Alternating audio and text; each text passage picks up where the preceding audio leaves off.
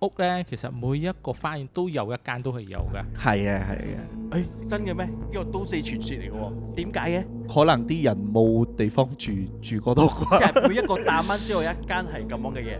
都有幾間嘅，其實都有，因為雕空來咗嘛，雕空來咗，佢哋會住入邊咯。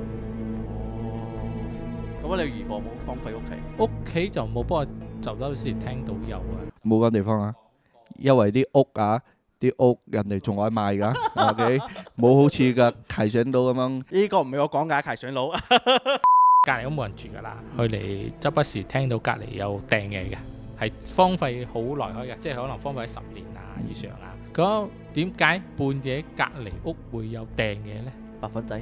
冇，完全係冇百分制嘅。跟住住你知道係冇人入去嘅。咁我哋有個都係物理攻擊嚟佢下下都物理攻擊嘅嘅喎。喎，下下都掟嘢嘅喎。嗰排呢有兩間嘅啦，據我所知。兩間一齊掟。